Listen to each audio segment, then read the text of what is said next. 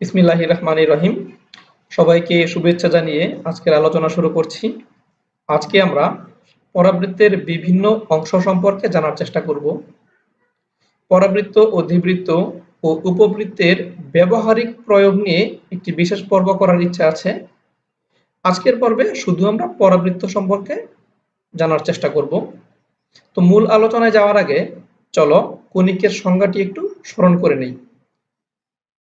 কোনো সমতলে নির্দিষ্ট কোনো বিন্দু ও নির্দিষ্ট একটি সরল রেখা থেকে যে সকল বিন্দুর দূরত্বের অনুপাত সর্বদা ধ্রুবক হয় সে সকল বিন্দুর সঞ্চারপথকেই কণিক বলে। এই সংজ্ঞাটি অনেক কঠিন লাগছে, তাই না? চলো এটি আমরা একটু গাণিতিকভাবে বোঝার চেষ্টা করি। সংজ্ঞায় বলা আছে একটি নির্দিষ্ট বিন্দু ও একটি নির্দিষ্ট সরল রেখার কথা। তাহলে আমরা ধরে নিচ্ছি এই যে দেখো আমাদের এটি হচ্ছে নির্দিষ্ট সরল রেখা এবং একটি নির্দিষ্ট বিন্দু আমরা এখানে নিচ্ছি, ধরে নিচ্ছি এই বিন্দুটি হচ্ছে আমাদের এস। এখন আমরা যে কোনো একটি বিন্দু নিলাম পি। লক্ষ্য করো এই পি থেকে এস বিন্দুর দূরত্ব হবে এসপি এবং এই পি থেকে যদি এই নির্দিষ্ট সরল রেখার দূরত্ব পিএম হয়, ধরলাম পি থেকে এই সরল রেখার দূরত্ব হচ্ছে পিএম। এখন এসপি আর পিএম এর যদি আমরা অনুপাত নেই তাহলে পাচ্ছি এসপি বাই পিএম। এখন এই অনুপাতের মান যদি একটি নির্দিষ্ট ধ্রুব সংখ্যা হয়, ধরে নিচ্ছি আমরা এই ক্ষেত্রে নির্দিষ্ট ধ্রুব সংখ্যাটি হচ্ছে ই, তাহলে এই শর্তের অধীনে পি বিন্দুর সঞ্চার পথটি হবে একটি কণিক। এখানে লক্ষ্য রাখবে এই যে নির্দিষ্ট বিন্দু এস, এই এস কে বলা হবে কণিকের উপকেন্দ্র এবং এই নির্দিষ্ট সরল রেখা এটিকে বলা হবে কণিকের নিয়ামক বা দিকাক্ষ। আর এই নির্দিষ্ট ধ্রুবক ই কে বলা হবে কণিকের উৎকেন্দ্রিকতা। এই উৎকেন্দ্রিকতা ই এর মান যখন 1 হয় তখন এই পি বিন্দুর সঞ্চার পথটি একটি পরাবৃত্ত হয়। তাহলে চলো আমরা দেখি যদি ই এর মান 1 বসাই এসপি ও পিএম এর সম্পর্কটি কেমন দাঁড়ায়। SP by PM equal to 1। আর গুণন করতে ইচ্ছে হচ্ছে, আর গুণন করে ফেলো। আর গুণন করলে আমরা পাচ্ছি এসপি ইকুয়াল টু পিএম। এই শেষ লাইনটি খুবই গুরুত্বপূর্ণ। এই শেষ লাইন থেকেই কিন্তু আমরা পরাবৃত্তের চিত্রটি এঁকে ফেলতে পারি। তো শেষ লাইনটা আমাদের কি বলছে দেখো, এই নির্দিষ্ট বিন্দু এস থেকে পি যতটুকু দূরে আছে এই নিয়ামক রেখা থেকেও পি সম দূরে আছে, অর্থাৎ এই পি বিন্দুটি এস এবং নিয়ামক রেখা থেকে সমদূরবর্তী। তাহলে আমরা চলো দেখি একটু চিত্র আঁকতে পারি কিনা এই শর্তের আলোকে। তো আমরা মনে করো এমন কিছু বিন্দু খোঁজার চেষ্টা করছি যারা এস এবং এই নিয়ামক রেখা থেকে সমদূরবর্তী। তাহলে প্রথমে আমরা এস এবং এই নিয়ামক রেখার মধ্যবর্তী একটি বিন্দু নিচ্ছি। দেখো এই বিন্দুটি তাহলে এস এবং নিয়ামক রেখা থেকে সমদূরবর্তী হচ্ছে। এইভাবে আমরা আরো কিছু বিন্দু নিতে পারি, যেমন ধরো এই বিন্দুটি, দেখো এই বিন্দুটিও কিন্তু এস এবং নিয়ামক রেখা থেকে সমদূরবর্তী। এভাবে আমরা আরো অনেক বিন্দু নিতে পারি। দেখো এই বিন্দুগুলো কিন্তু যত ডান দিকে যাচ্ছে তত কিন্তু ঊর্ধ্বমুখী হচ্ছে। তোমার মনে একটি প্রশ্ন জাগতেই পারে যে বিন্দুটি কখনো ডান দিকে নিচের দিকে নামবে কিনা। ধরো আমি ডান দিকে একটু নিচে একটি বিন্দু নিলাম, তাহলে এই বিন্দুটি দেখি আমরা এস এবং নিয়ামক রেখা থেকে সমদূরবর্তী কিনা।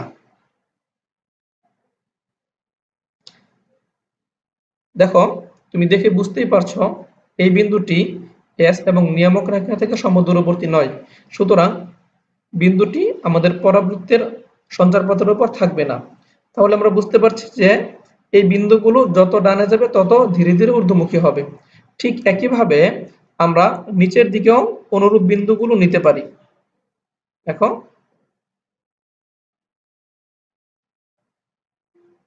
তো এই সকল বিন্দুগুলো যদি আমরা এখন একটু যোগ করে দেই, একটু যোগ করে দিচ্ছি,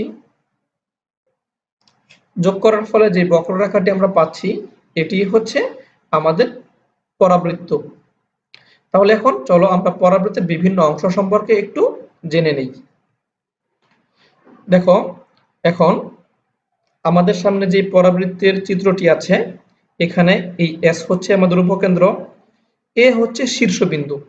কারণ তুমি লক্ষ্য করো, যদি এই পরাবৃত্তটাকে তুমি একটি পাইপের মতো চিন্তা করো এবং এর ভিতরে যদি একটি মার্বেল দিয়ে দাও, তাহলে মার্বেলটি কিন্তু ডান থেকে ধীরে ধীরে বামে নিচের দিকে নামতে থাকবে এবং সর্বোচ্চ এই বিন্দুতে এসে সে কিন্তু আবার পুনরায় ডান দিকে ফিরে যাবে। তাহলে এই এ হচ্ছে এই পরাবৃত্তের শীর্ষবিন্দু। আর এই যে সবুজ রঙের যেই সরলরেখাটি দেখতে পাচ্ছ, যেটাকে আমরা এতক্ষণ নির্দিষ্ট সরলরেখা হিসেবে চিন্তা করে এসেছি, তো এটি কিন্তু আমরা জানি নিয়ামক রেখা। আর শীর্ষবিন্দু ও উপকেন্দ্রগামী যে সরলরেখা সেটি হবে আমাদের পরাবৃত্তের অক্ষরেখা। তো এক্ষেত্রে আমরা মনে করছি যে এই এ বিন্দুটি হচ্ছে আমাদের স্থানাঙ্ক ব্যবস্থার মূল বিন্দু। সুতরাং আমরা বলতে পারি যে এ বিন্দুর স্থানাঙ্ক হচ্ছে 0,0। আমরা একটু উপর লিখে রাখছি। এখন আমরা ধরে নেই যে অক্ষরেখা এবং নিয়ামক রেখার ছেদবিন্দু হচ্ছে জেড। তো আমরা এই এস বিন্দুর স্থানাঙ্ক এবং জেড বিন্দুর স্থানাঙ্ক এখন বের করতে চাই। তো শুরুতেই একটা বিষয় লক্ষ্য রাখো, যেহেতু এ বিন্দুটি এই পরাবৃত্তের উপর অবস্থিত, সুতরাং এ বিন্দুটি এস এবং নিয়ামক রেখা থেকে সমদূরবর্তী হবে। এখন আমরা ধরে নিচ্ছি যে এই এস বিন্দুটি এক্স অক্ষের উপর অবস্থিত এবং এ থেকে স্মল এ একক দূরে আছে। তাহলে এই এ বিন্দুর স্থানাঙ্ক হবে স্মল এ, 0।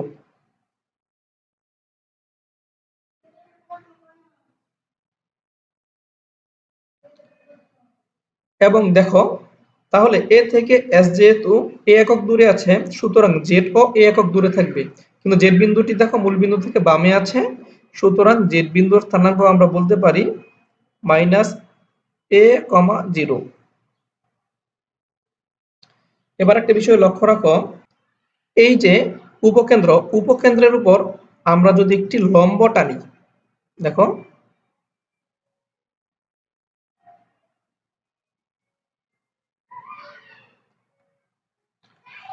তাহলে এই লম্বটিকে বলা হবে উপকেন্দ্রিক লম্ব।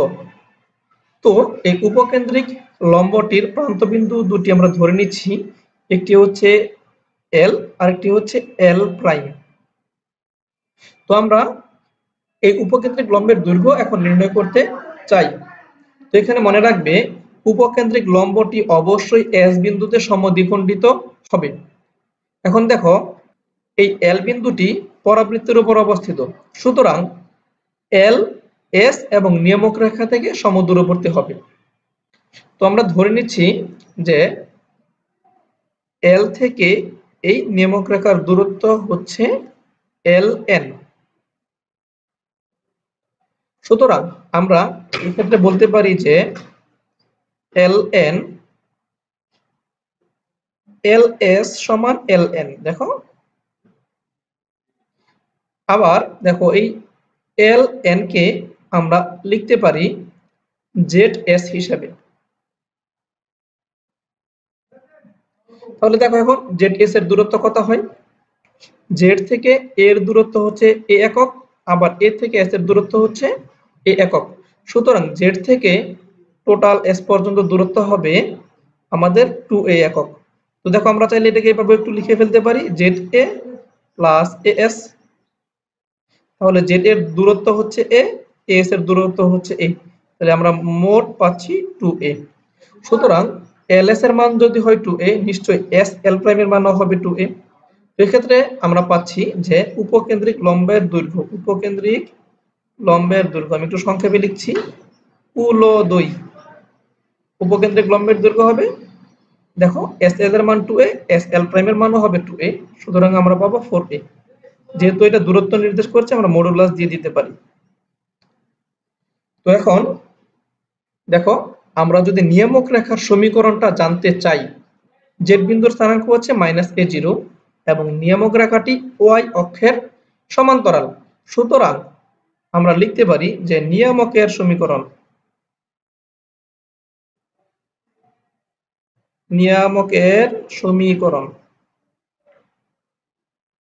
দেখো নিয়ামকের সমীকরণটি কেমন হবে, ওয়াই অক্ষের সমান্তরাল রেখা যেহেতু এটাকে আমরা লিখতে পারি x ইকুয়াল টু সামথিং। তো সামথিংটা হবে মূলবিন্দু থেকে এটা যতটুকু ডানে বা বামে আছে, এটা মূলবিন্দু থেকে বামে আছে a একক দূরত্বে, সুতরাং আমরা লিখবো x ইকুয়াল টু -a। তো এটাকে আমরা একটু সহজ করে এইভাবে লিখতে পারি x plus a equal to 0। এটা হলো আমাদের নিয়ামক রেখার সমীকরণ। আমরা লক্ষ্য করো এখনো কিন্তু পরাবৃত্তটির সমীকরণ নির্ণয় করিনি। তো পরাবৃত্তের সমীকরণ নির্ণয় করার জন্য আমরা পরাবৃত্তের উপর যে কোনো একটি বিন্দু, মনে করো পি বিন্দু নিয়ে নিচ্ছি। এই যে পি বিন্দু ধরলাম, এই পি বিন্দুর স্থানাঙ্ক হচ্ছে x, y। এখন পি বিন্দুটি তাহলে এস এবং নিয়ামক রেখা থেকে সমদূরবর্তী হবে। তো আমরা ধরে নিচ্ছি যে পি থেকে নিয়ামক রেখার দূরত্ব হচ্ছে pm। তাহলে আমরা পরাবৃত্তের বৈশিষ্ট্য থেকে বলতে পারি, দেখো এখানে sp ইকুয়াল টু pm। দেখো আমরা একটু লিখছি এখানে sp equal to pm।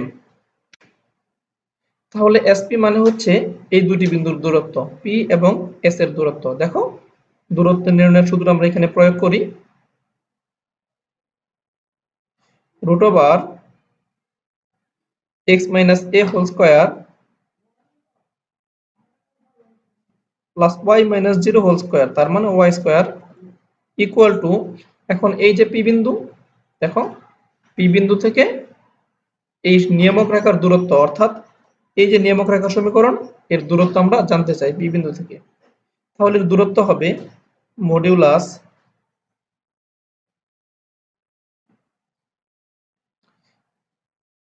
x plus a by root over x এর সহগের বর্গ এবং y এর সহগের বর্গের সমষ্টি।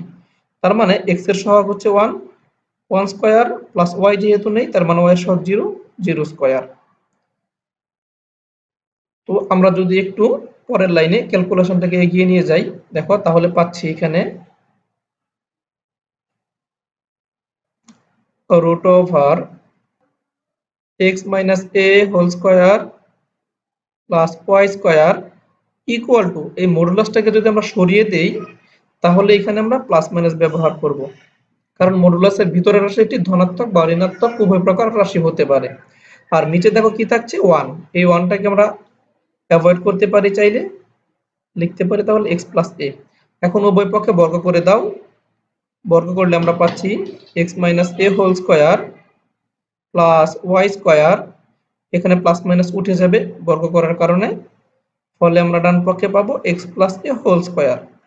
এখন y স্কয়ারটাকে বাম পাশে রেখে x মাইনাস a হোল স্কয়ারকে আমরা ডান পাশে স্থানান্তর করে দেই, তাহলে আমরা পাচ্ছি x plus a whole square minus x minus a whole square.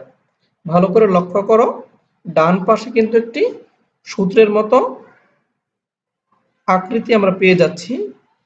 দেখো a plus b whole square minus a minus b whole square, তো এটাকে আমরা লিখতে পারি 4ab। এই ক্ষেত্রে হবে 4xa বা 4ax। তোমরা যদি এটাকে a plus b whole square এবং এখানে a minus b whole square সূত্র ভেঙে হিসাব করে নাও, তাও তুমি 4ax ই পাবে। তাহলে এই যে দেখো y square equal two 4ax, এটি হচ্ছে আমাদের পরাবৃত্তের আদর্শ সমীকরণ। তবে অবশ্যই মনে রাখবে এই সমীকরণটি আমরা কিন্তু পেয়েছি এই চিত্রে প্রদর্শিত তথ্যগুলো ব্যবহার করে। সুতরাং আমরা বলতে পারি এই y square equal two 4ax, এই সমীকরণের জন্য পরাবৃত্তের লেখচিত্রটি হবে এই যে এরকমের। আর এক্ষেত্রে মনে রাখো যে অক্ষরেখাটি হচ্ছে কিন্তু এক্স অক্ষ। তাহলে সমীকরণ দেখে আমরা কিভাবে এটা বুঝবো?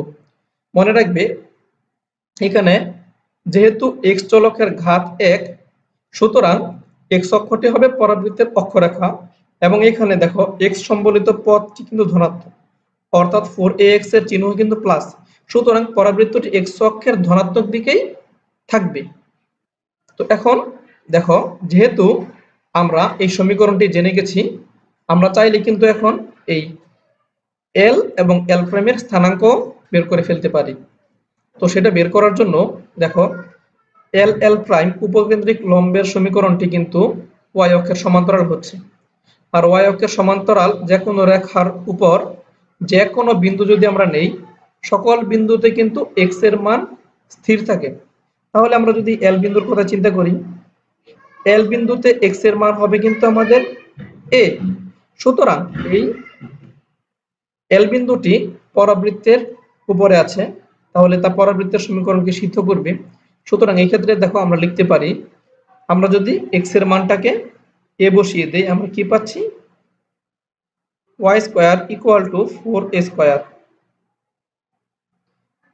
যদি ক্যালকুলেশন করি আমরা y এর মান দেখো পাচ্ছি প্লাস মাইনাস 2a। তার মানে দেখো এই চিত্রে তাকাও, এখানে y এর মান হবে l বিন্দুতে প্লাস 2a, l প্রাইম বিন্দুতে y এর মান হবে মাইনাস 2a। সুতরাং আমরা যদি এই l এর স্থানাঙ্ক লিখতে চাই, আমরা এইভাবে লিখতে পারি a, 2a, এবং l প্রাইমের স্থানাঙ্ক যদি আমরা লিখতে চাই, আমরা লিখতে পারি এইভাবে যে a, মাইনাস 2a। সুতরাং দেখো আমরা উপকেন্দ্রিক লম্বের প্রান্ত বিন্দুদ্বয়ের স্থানাঙ্ক পেয়েছি কি a, 2a, এবং আরেকটি হচ্ছে a, মাইনাস 2a। আমরা যদি এখন এই দুটি বিন্দুর দূরত্বও নেই, তাহলেও কিন্তু উপকেন্দ্রিক লম্বের দৈর্ঘ্য ঠিক আগের মতোই 4a পাবো। আর দেখো এখানে এক্স অক্ষটি যেহেতু এই পরাবৃত্তের অক্ষরেখা, সুতরাং এক্স অক্ষের সমীকরণ আমরা কি জানি? এক্স অক্ষের সমীকরণ হচ্ছে y ইকুয়াল টু 0। তাহলে এই y ইকুয়াল টু 0 এটি হচ্ছে আমাদের পরাবৃত্তের অক্ষরেখার সমীকরণ। এখন আমরা একটু দেখতে চাই যে চিত্রটি যদি এক্স অক্ষের ঋণাত্মক দিকে থাকে, তাহলে এই মানগুলো কিভাবে পরিবর্তিত হয়। এখন দেখো আমরা যে চিত্রটি দেখতে পাচ্ছি, এই চিত্রে পরাবৃত্তটি এক্স অক্ষের ঋণাত্মক দিকে আছে এবং অক্ষরেখা যথারীতি এক্স অক্ষই থাকছে। সুতরাং দেখো এই ক্ষেত্রে এই এ হবে আমাদের শীর্ষবিন্দু এবং স্থানাঙ্ক ব্যবস্থার মূল বিন্দু, এবং নিয়ামক রেখা ও অক্ষরেখার ছেদবিন্দু হচ্ছে যথারীতি জেড। তাহলে এ থেকে এস এর দূরত্ব আগের মতো যদি এ একক হয়, এবং লক্ষ্য করো এবার এস টি কিন্তু মূল বিন্দু থেকে বামে আছে, সুতরাং এস বিন্দুর স্থানাঙ্ক হিসেবে আমরা বলতে পারি যে এস এর স্থানাঙ্ক হবে মাইনাস a, 0, আর জেড এর স্থানাঙ্ক যথারীতি কি হবে a, 0। এখন দেখো এই যদি আমরা উপকেন্দ্রিক লম্বের দৈর্ঘ্য নিতে চাই, সেটা কিন্তু ঠিক আগের মতোই 4a থাকবে, 4a থাকবে। এবং এখানে এই যে দেখো l এবং l প্রাইম, তাহলে এই দুটার স্থানাঙ্ক তখন কেমন হয়ে যাবে? এটার স্থানাঙ্ক হয়ে যাবে মাইনাস a, 2a, এবং এটার স্থানাঙ্ক হয়ে যাবে মাইনাস a, মাইনাস 2a। দেখো তুমি আবার যদি l এর দৈর্ঘ্য নাও, এখান থেকেও তুমি কিন্তু 4a পাবে। আর এই পরাবৃত্তের জন্য এই সমীকরণটি কেমন দাঁড়াবে? আমাদের y square equal two minus 4ax। কারণ দেখো x এর পাওয়ার 1, সুতরাং x অক্ষটা হবে পরাবৃত্তের অক্ষরেখা, এবং যেহেতু এখানে ঋণাত্মক চিহ্ন আছে, সুতরাং পরাবৃত্তটি x অক্ষের ঋণাত্মক দিকে থাকবে। তো এখন দেখো আমরা যদি উপকেন্দ্রিক লম্বের সমীকরণ জানতে চাই, তাহলে উপকেন্দ্রিক লম্বের সমীকরণটি কেমন আসবে? এখানে দেখো উপকেন্দ্রিক লম্বটি মাইনাস a একক দূরে আছে, সুতরাং এর সমীকরণ আসবে আমাদের y অক্ষের সমান্তরাল রেখা হিসেবে x equal to minus a। এটাকে আমরা একটু সহজ করে লিখতে পারি x plus a equal to 0। আর নিয়ামক রেখার সমীকরণটি কেমন আসবে? দেখো x equal to plus a বা x minus a equal to 0। তো এবার যদি y অক্ষটা অক্ষরেখা হিসেবে ব্যবহৃত হয় তখন চিত্রটি কেমন হয় আমরা একটু দেখে নিই। এখন আমরা যে পরাবৃত্তটি দেখতে পাচ্ছি এটার অক্ষরেখা দেখো, অক্ষরেখা হবে y অক্ষ এবং এটি y অক্ষের ধনাত্মক দিকে আছে। সুতরাং এই রেখার সমীকরণটি আসবে এরকম, দেখো y এর পাওয়ার হবে 1, সুতরাং x এর পাওয়ার হবে 2, x square equal two 4ay এবং এখানে প্লাস চিহ্ন হবে যেহেতু এটি y অক্ষের ধনাত্মক দিকে আছে। তো দেখো এক্ষেত্রে এটা আগের মতোই, এই শীর্ষবিন্দুর স্থানাঙ্ক হবে 0 0, কারণ এটা আমাদের স্থানাঙ্ক ব্যবস্থার মূল বিন্দু। আর এ থেকে s এর দূরত্ব আমরা ধরে নিচ্ছি a একক এবং s যেহেতু y অক্ষের উপর আছে সুতরাং এবার s এর স্থানাঙ্ক দাঁড়াবে 0, a। একইভাবে অক্ষরেখা ও নিয়মক রেখার ছেদবিন্দু আমরা যদি ধরে নিই z, তাহলে z বিন্দুর স্থানাঙ্ক আমরা এবার পাবো 0, a। আর উপকেন্দ্রিক লম্বের দৈর্ঘ্য দেখো, আমরা যদি উপকেন্দ্রের উপর লম্ব নেই তাহলে এবার এই যে l ও l প্রাইম, দেখো আগের সমীকরণ দুটিতে আমরা পেয়েছিলাম y এর মান +-2a, এক্ষেত্রে আমরা পাবো x এর মান +-2a। সুতরাং এই l বিন্দুর স্থানাঙ্ক হবে -2a আর y এর মান দেখো এখান থেকে a একক উপরে আছে মূল বিন্দু থেকে, -2a, a, আর এখানে l প্রাইমের মান আসবে আমাদের +2a, a। যথারীতি উপকেন্দ্রিক লম্বের দৈর্ঘ্য 4a থাকছে এবং উপকেন্দ্রিক লম্বের সমীকরণটা তাহলে এখন কেমন হচ্ছে দেখো, এটা x অক্ষের সমান্তরাল, তাহলে আমরা সমীকরণ হিসেবে লিখব y = +a বা y - a = 0। আমরা যদি নিয়মক রেখার সমীকরণ জানতে চাই তাহলে কেমন হবে দেখো, নিয়মক রেখাটি x অক্ষের সমান্তরাল এবং মূল বিন্দু থেকে a একক নিচে আছে, তাহলে আমরা এখানে লিখব y = -a বা y + a = 0। এবার তাহলে এর অক্ষরেখার সমীকরণ কি হবে? অক্ষরেখা হচ্ছে y অক্ষ, সুতরাং y অক্ষের সমীকরণ আমরা পাবো x = 0। তার মানে এটি হচ্ছে এই পরাবৃত্তের অক্ষরেখার সমীকরণ। তো চলো এখন আমরা পরাবৃত্তটি y অক্ষের ঋণাত্মক দিকে থাকলে মানগুলো কেমন হয় সেটা দেখে ফেলি। দেখো এখন আমাদের পরাবৃত্তটি y অক্ষের ঋণাত্মক দিকে আছে, সুতরাং এক্ষেত্রে পরাবৃত্তটির সমীকরণ আমরা পাবো x square equal two -4ay। যথারীতি এর মান হবে এখানে 0 0, শীর্ষ 0 0, s বিন্দুটির স্থানাঙ্ক এবার হবে 0, a এবং অক্ষরেখা ও নিয়মক রেখার ছেদবিন্দু z এর স্থানাঙ্ক হবে 0, a। এবার দেখো উপকেন্দ্রিক লম্বের এই l প্রাইম ও l এর স্থানাঙ্ক, দেখো l এর স্থানাঙ্ক এবার হবে যথাক্রমে +2a, -a আর l প্রাইমের স্থানাঙ্ক হবে -2a, -a। আর এই উপকেন্দ্রিক লম্বের সমীকরণটি কেমন হবে এক্ষেত্রে y = -a বা y + a = 0। একইভাবে নিয়মক রেখার সমীকরণ হবে, দেখো x অক্ষের সমান্তরাল যেহেতু নিয়মক রেখা সুতরাং y = +a, এখান থেকে আমরা লিখতে পারি y = -a = 0, y - a = 0। তো এই চার প্রকার উপবৃত্তের বিভিন্ন অংশের মান সম্পর্কে আমরা এখন জানলাম। তো এই সকল তথ্যগুলো এখন আমরা এক নজরে দেখার জন্য এই চিত্রটি লক্ষ্য করো। তোমরা এই চিত্রটি যদি তাকাও এই চিত্রটির দিকে তাহলে সবগুলি তথ্য একসাথে পেয়ে যাবে। তো আশা করি এই তথ্যগুলো তোমাদের কাজে আসবে। আমরা পরবর্তীতে ধাপে ধাপে পরাবৃত্ত ও উপবৃত্তের বিভিন্ন অংশের আলোচনা নিয়ে আসব। সে পর্যন্ত সবার জন্য শুভকামনা। আল্লাহ হাফেজ।